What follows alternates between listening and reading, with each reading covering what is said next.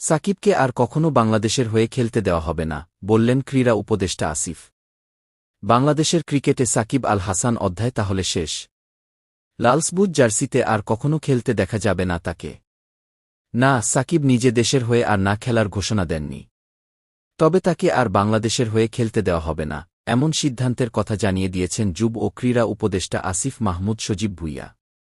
গতকাল সোমবার রাতে বেসরকারি টেলিভিশন চ্যানেল 24-এর সঙ্গে মুঠোফোনে দেওয়া এক সাক্ষাৎকারে এ কথা জানিয়েছেন আসিফ মাহমুদ। সাকিবের এক ফেসবুক পোস্টের জেরে আসিফের সঙ্গে 2 দিন ধরে তার পাল্টাপাল্টি ভার্চুয়াল লড়াই চলছিল।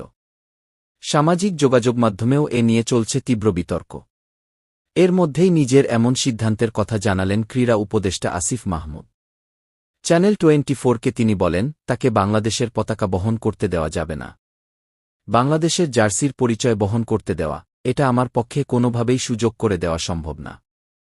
ইতিপূর্বে এটা আমি বিসিবিকে না বললেও এখন আমার বোর্ডের প্রতি স্পষ্ট নির্দেশনা থাকবে, সাকিব আল হাসান আর কখনো বাংলাদেশ টিমে খেলতে পারবেন না। কেন এমন সিদ্ধান্ত, সেটাও ব্যাখ্যা করেছেন আসিফ মাহমুদ। যতবার তিনি সাকিব দেশে আসার জন্য চেয়েছেন, খেলার জন্য চেয়েছেন, বলেছেন কি আমাকে জোর করে নমিনেশন দেওয়া হয়েছে। আমি রাজনীতির সঙ্গে জড়িত না। আমি শুধু এমপি ইলেকশনটা করেছি, এলাকার মানুষের জন্য কাজ করতে চেয়েছি কি, কিন্তু আসল সত্যটা তো হচ্ছে তিনি আসলে আওয়ামী রাজনীতির সঙ্গে আষ্টেপৃষ্ঠেভাবে জড়িত, যার প্রমাণ আমরা পেলাম। প্রমাণ বলতে আসিফ মাহমুদ আসলে সাকিবের একটা ফেসবুক স্ট্যাটাসের কথা বুঝিয়েছেন, যে পোস্ট থেকে এই বিতর্কের সূত্রপাত। তবে এর আগে পেছনের ঘটনাও একটু মনে করা যাক। গত বছর 5 আগস্ট ছাত্রজনতার অভ্যুত্থানে শেখ হাসিনা সরকারের পতনের সময়টায় সাকিব ছিলেন দেশের বাইরে। এরপর আর দেশে ফিরতে পারেননি নৌকা প্রতীকে দ্বাদশ সংসদ নির্বাচনে সংসদ সদস্য হওয়া সাকিব। আরও অনেকের মতো সাকিবের নামেও হত্যা মামলা হয়েছে, তার বিরুদ্ধে শেয়ার কেলেঙ্কারির অভিযোগ আছে দুদকের মামলাও। তো সেই সাকিব গত রোববার রাত 9টার দিকে ফেসবুকে একটা ছবি পোস্ট করেছেন। সেই পোস্টে গত বছর গণঅভ্যুত্থানের পর পলাতক সাবেক প্রধানমন্ত্রী শেখ হাসিনার সঙ্গে নিজের একটা ছবি দিয়ে সাকিব লিখেছেন, শুভ জন্মদিন আপা। এর একটু পরেই সেদিন রাত 1:00টার দিকে ক্রীড়া উপদেষ্টা আসিফ মাহমুদ তার ফেসবুকে স্ট্যাটাস দেন, একজনকে পুনর্বাসন না করায় সহস্র গালি দিয়েছেন আপনারা আমাকে, বাট আই ওয়াজ রাইট।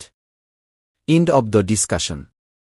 এর জবাবে গত রোববার রাত 1:20 দিকে সাকিব নিজের ফেসবুকে লিখেন, যাক শেষমেশ কেউ একজন স্বীকার করে নিলেন যে তার জন্য আমার আর বাংলাদেশের জার্সি গায়ে দেওয়া হল না, বাংলাদেশের জন্য খেলতে পারলাম না।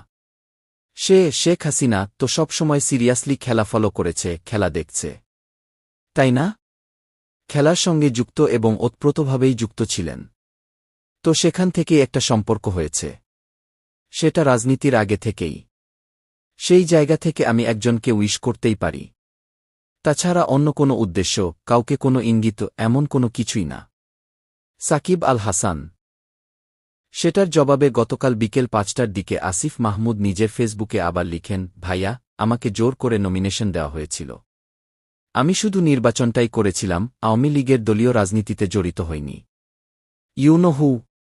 যার হাত ছাত্রজনতার রক্তে রঞ্জিত, তাকে বাংলাদেশের পতাকা বহন করতে দেওয়ার প্রশ্নই ওঠে না। বোর্ডের কর্তারা একাধিকবার রাজনৈতিক অবস্থান পরিষ্কার করতে বললেও তা না করে বরং খুনিদের এন্ডোর্স করা ছাড়াও শেয়ার মার্কেট কেলেঙ্কারি, মানি লন্ডারিং, ফিন্যান্সিয়াল ফ্রড করা কাউকে কেন শুধু ভালো ক্রিকেটার বলেই পুনর্বাসন করতে হবে? আইন সবার জন্য সমান, ফেস ইট। দুজনের পাল্টাপাল্টি এই স্ট্যাটাসগুলো নিয়ে যখন সামাজিক যোগাযোগ মাধ্যম তোলপাড়, এর মধ্যেই চ্যানেল 24-এর সঙ্গে সাক্ষাৎকারে সাকিবের আন্তর্জাতিক ক্যারিয়ার নিয়ে চূড়ান্ত সিদ্ধান্ত জানিয়ে দিলেন আসিফ মাহমুদ। শেখ হাসিনার সঙ্গে ছবি পোস্ট করা ও তাকে জন্মদিনের শুভেচ্ছা জানানো নিয়ে সাকিবের অবস্থানও জানতে চেয়েছিল চ্যানেল 24। মুঠোফোনে তিনি চ্যানেলটিকে বলেছেন, শেখ হাসিনা তো সবসময় সিরিয়াসলি খেলা ফলো করেছে, খেলা দেখছে, তাই না? খেলার সঙ্গে যুক্ত এবং ওতপ্রোতভাবেই যুক্ত ছিলেন। তো সেখান থেকেই একটা সম্পর্ক হয়েছে, সেটা রাজনীতির আগে থেকেই। সেই জায়গা থেকে আমি একজনকে উইশ করতেই পারি, তাছাড়া অন্য কোনো উদ্দেশ্য, কাউকে কোনো ইঙ্গিত, এমন কোনো কিছুই না।